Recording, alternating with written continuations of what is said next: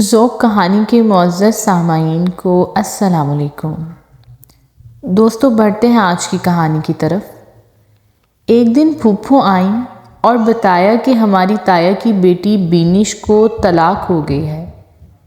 یہ سن کر ہم سبھی کو صدمہ ہوا، خاص طور پر بھائی شمس تو سکتے میں رہ گئے۔ بینش کی شادی کو بھی ایک ہفتہ ہی تو گزرا تھا، تبھی ملال کے ساتھ حیرت بھی تھی۔ جس لڑکے سے شادی ہوئی تھی وہ خوبرو خوشحال تھا، گھرانہ بھی شریف تھا، پھر ایسا کیوں کر ہو گیا؟ میں نے کچھ دیر تو ضبط کیا، جب دل بہت پریشان ہوا ہمت کر کے والدہ سے پوچھ ہی لیا، امی کیا میں پھپھو کے ہمراہ بینش کے گھر چلی جاؤں؟ کوئی ضرورت نہیں، کیا معلوم کرنے جاؤں گی؟ جو معاملہ ہوگا جلد یا بدیر پتہ چل ہی جائے گا۔ یہ ٹھیک نہیں ہوا۔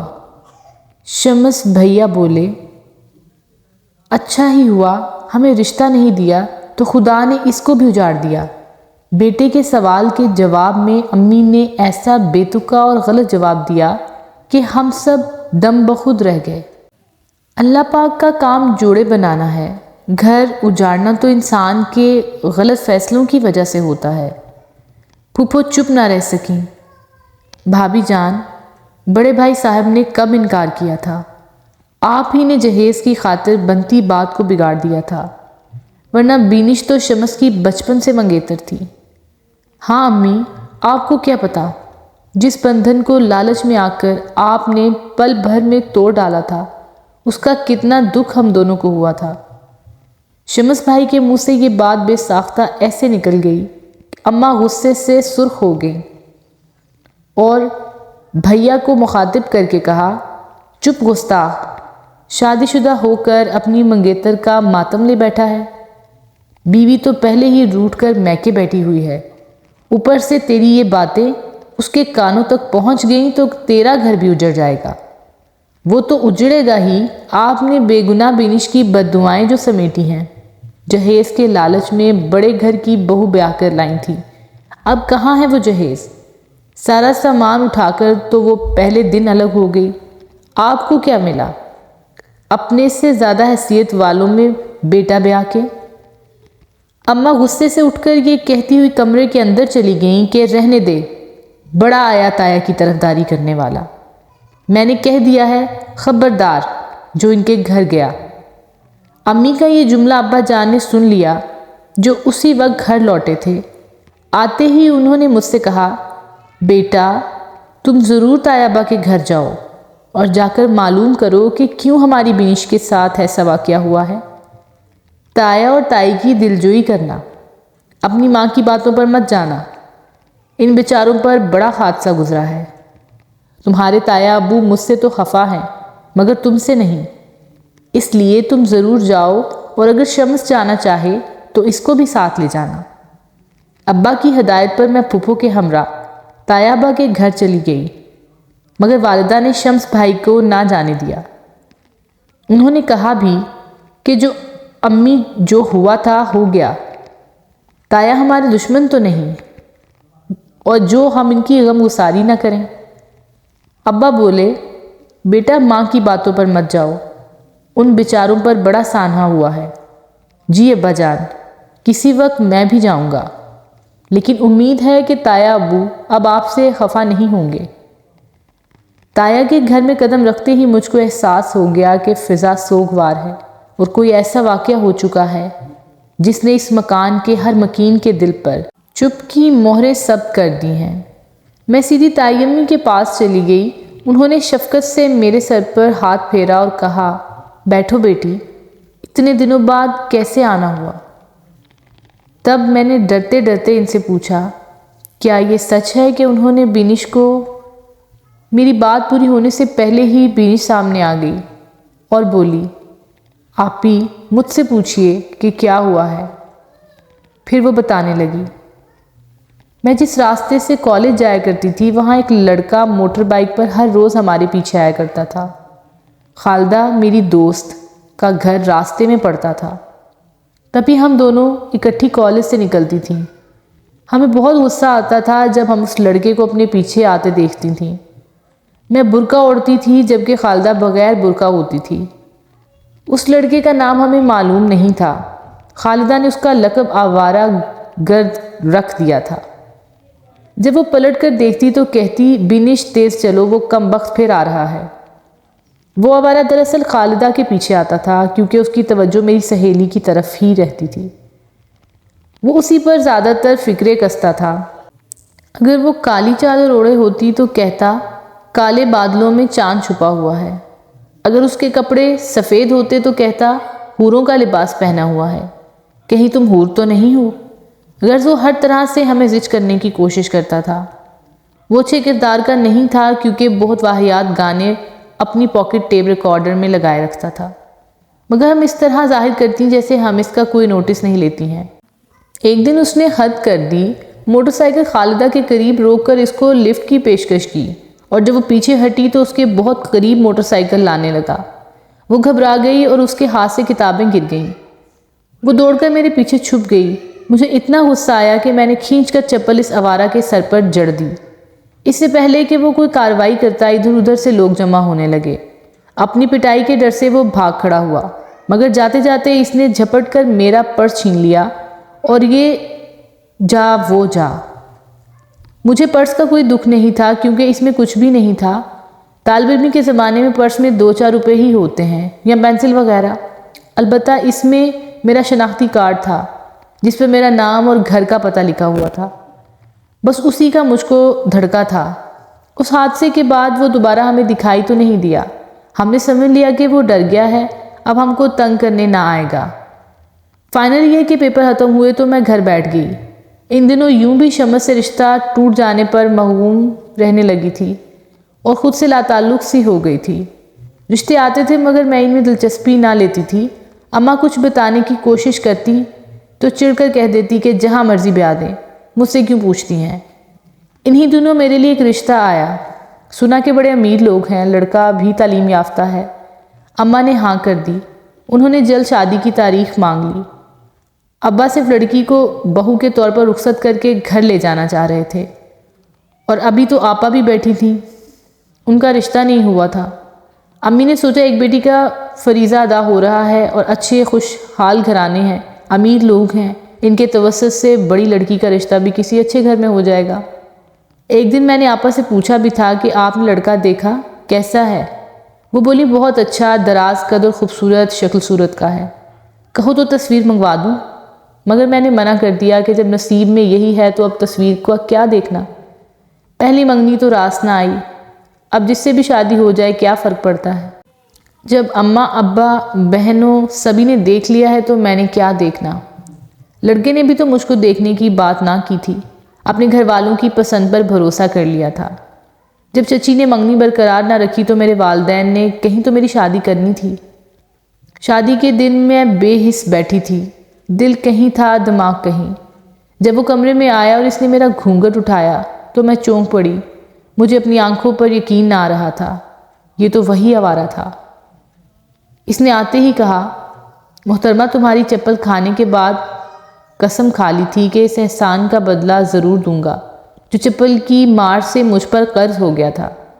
اس قرض کو اتارنے کے لیے تمہاری کھوج لگائی اور رشتہ بھیجا۔ یہ میں خوش قسمتی کہ رشتہ قبول ہوا اور مجھ کو آج آپ کا وہ احسان اتارنے کا موقع مل گیا ہے۔ سہاگ رات تو خیر میں تمہاری خراب کروں گا، البتہ اگلے دن سوچوں گا کہ جو عورت بھرے بازار میں مجھے چپل مار سکتی ہے اس کے ساتھ آگے زندگی گزارنی چاہیے یا نہیں۔ یہ تھا میرا جرم۔ بینش نے دوپٹے کے پلو سے اپنے آنسوؤں کو جذب کیا۔ مجھے اپنی غمزاد کے غمزدہ ہونے پر بہت دکھ ہوا۔ میں نے اسے گلے لگایا اور آنسو پونچھے اور بولی، کاش بینش میں تمہارا دکھ دور کر سکتی، لیکن یہ میرے بس میں نہیں ہے۔ بھائی شمس بھی تمہاری طلاق کا سن کر بہت افسردہ ہے۔ وہ کسی دن ابا جان کے ساتھ تایا ابو اور تائی جی کے پاس آئیں گے۔ گھر جا کر میں نے والدین کو تمام صورتحال بتائی۔ والدہ تو خاموش رہیں لیکن ابا جان کی آنکھوں میں نمی تیر گئی۔ بینش کوئی غیر نہ تھی، ان کے سگے بھائی کی بیٹی تھی جس کو وہ اپنی اولاد کی طرح چاہتے تھے۔ ان کو بہت دکھ تھا۔ اگر امی اپنی چال بازی سے اس رشتے کو ختم نہ کرتی تو آج ہمیں بینش کی طلاق کا صدمہ نہ سہنا پڑتا۔ اس واقعے کے بعد میں نے نوٹ کیا کہ بھائی جان بجھے بجھے اور گم سم رہنے لگے ہیں۔ منگنی ٹوٹنے اور بینی سے شادی نہ ہونے کا دکھ تو انہوں نے کسی طور پر جھیل لیا تھا، لیکن اب اپنی پیاری غمزاد کی طلاق کا افسوس ان کو اندر اندر کھائے جا رہا تھا۔ سچ ہے جو ساتھی پیارا ہو خواہ اسے انسان حاصل نہ کر سکے، لیکن دل میں سچا پیار ہو تو اپنے محبوب کی جدائی سے زیادہ اس بات سے اضطراب رہتا ہے کہ میرا محبوب اجڑ گیا ہے، پھر اسے اپنی خوشی بھی خوشی نہیں لگتی۔ بھائی کو بھابھی کے روٹھ جانے کا دکھ تھا۔ ہم بھی چاہتے تھے کہ جب شمس بھائی کی شادی ہو چکی ہے اور گھر آباد ہو گیا ہے تو آباد ہی رہنا چاہیے، اب اس گھر کو اجڑنا نہیں چاہیے۔ ہم نے کبھی یہ نہیں سوچا کہ اگر ہماری بھابھی ہمارے ساتھ گھل مل کر نہیں رہتی اور ہمیں اہمیت نہیں دیتی تو نہ صحیح، یہ دونوں ایک دوسرے کے ساتھ ہنسی خوشی زندگی بسر کریں، یہی ہمارے لیے بہت ہے۔ امی اور ابا جان نے کافی کوشش کی، کئی بار بہو کو منانے بھی گئے۔ ان کے والدین نے کہا ہم تو آپ سے ناراض نہیں اور نہ آپ سے کوئی گلہ ہے، ہماری بیٹی کو راضی کر لیں، ان کو کچھ گلے شکوے ہیں۔ امی نے کہا آپ کی بیٹی نے شادی کے چند دن بعد علیحدہ گھر کا مطالبہ کر دیا تھا۔ ہم نے کہا کہ ہم کرائے کے گھر میں چلے جاتے ہیں، ہماری بہو علیحدہ رہنا چاہتی تھی۔ بے شک رہے، تب بھی بہو نے اعتراض کیا آپ لوگوں کا گھر میرے رہنے کے لائق نہیں، میں ایک عالیشان بنگلے سے آئی ہوں، تنگ گھر اور اتنے سارے لوگوں میں نہیں رہ سکتی۔ میرے بیٹے نے یہ فرمائش بھی پوری کر دی۔ اب بھی آپ کی صاحبزادی خوش نہیں تو بتائیے کیا کریں؟ بھابھی بولی مجھے آپ کے بیٹے سے شکایت ہے کہ وہ مجھے وہ سہولیات فراہم نہیں کرتے جن کی میں عادی ہوں۔ بیوی کو ہر طرح کا آرام پہنچانا تو شوہر کا فرض ہے۔ میری بیٹی نتاشا جتنی اس کی تنہا ہے وہ اسی قدر آپ کو آرام پہنچا سکتا ہے۔ بنگلے میں رہنے کا کرایہ بھی وہ کس طرح ادا کرتا ہے، تبھی دوسری فرمائشیں پوری نہیں ہو پاتی۔ میری کوئی بہت بڑی فرمائش نہیں ہے آنٹی، میں ہر ماہ زیورات کے سیٹ خریدنے کی تو ان سے فرمائش نہیں کرتی، ہر ماہ چند اچھے نئے برانڈ کے جوتے جوڑے پرس وغیرہ ہی تو بیوی لیتی ہے۔ میں جس سوسائٹی میں آتی ہوں اگر ان کی طرح بن ٹھن کر نہ جاؤں گی تو میری عزت خاک میں رہ جائے گی۔ اگر شمس میری یہ ساری جائز خواہشات پوری نہیں کر سکتے تو کیوں کی تھی اپنے سے بڑے گھرانے میں شادی؟ اپنے جیسے لوگوں میں شادی کرنا چاہیے تھی۔ اس کی مجرم میں ہوں بیٹی، میں نے اس لیے دلہن ڈھونڈی اور آپ لوگوں سے رشتہ جوڑا۔ آپ اچھے اخلاق والے تعلیم یافتہ لوگ تھے، خبر نہ تھی کہ آپ ہم کو حقیر سمجھیں گے۔ تب تو آپ کے والدین نے میرے بیٹے کا رشتہ پسند کر لیا اور ہاں کہہ دی تھی کہ وہ افسر ہے، انجینئر ہے، اس کا مستقبل روشن ہے۔ اب کیوں آپ ہمارے معیار کے نہیں رہے؟ انسان محنت کرتا ہے تو رفتہ رفتہ ترقی کر کے مستقبل بنا ہی لیتا ہے، اس میں تھوڑا سا وقت تو لگتا ہے۔ یہ رفتہ رفتہ والا معاملہ آپ رہنے دیں۔ جب اچھا کھانے پینے، سجنے سنورنے، سیر و تفریح سے لطف اندوز ہونے کی عمر ہو تو انسان کے پلے کچھ نہ ہو، اور جب تک مستقبل شاندار ہوگا تب تک خواہش ختم ہو جائیں گی، آرزویں مر جائیں گی، ہم ادھیڑ عمر ہو جائیں گے تو زندگی کیا لطف رہ جائے گا۔ مجھے نہیں چاہیے یہ کچھوے کی چال جیسا شاندار مستقبل، مجھے بس طلاق چاہیے۔ نتاشا بھابھی کے اس مطالبے پر سبھی انگشت بدندنا رہ گئے۔ امی کی لالچ کا جواب بہو کی طرف سے بھی لالچ سے ملا، کوئی جیسا بویا ویسا کاٹا۔ نتاشا کو اس کے ماں باپ نے بھی سمجھایا کیونکہ شمس بھائی کو وہ اچھا جانتے تھے اور ہم ایسے بھی گئے گزرے لوگ نہ تھے، خوشحال تھے، مکان اپنا تھا، کچھ زرعی زمین بھی تھی۔ میرے بھائی تعلیم یافتہ اور برسر روزگار تھے، آفیسر تھے، مگر چھوٹے آفیسر تھے کیونکہ ابھی انہوں نے اپنے کیریئر کی ابتدا ہی کی تھی۔ بہرحال جب بات نہ بنی تو میرے والدین اپنا سا منہ لے کر آ گئے۔ انہوں نے شمس کو بتا دیا کہ بہو کے والدین تو ٹھیک سوچ رکھتے ہیں مگر نتاشا کی سوچ نئے زمانے کی ہے، وہ کوئی بات سننا اور سمجھنا نہیں چاہتی، اپنی خواہشات پل بھر میں پورا کر لینا چاہتی ہے۔ وہ چاہتی ہے کہ تم یہ مکان اور زرعی زمین کو فروخت کر کے اس کے لیے شاندار گاڑی اور نیا گھر خرید کر اس کے نام کر دو، تب ہی صلح ہو سکتی ہے۔ اگر تم کو یہ منظور ہے تو ٹھیک ہے، ہم سڑک پر آ جائیں گے تو بھی کوئی بات نہیں، تم بیوی کے خواب پورے کر کے اپنا گھر آباد کر لو۔ نہیں ابو، یہ مجھ سے نہیں ہو سکے گا، ماں باپ کو کرائے کے گھر میں رکھوں اور ان کے بڑھاپے کا ٹھکانہ ان کے سر ہی سے چھت چھین لوں؟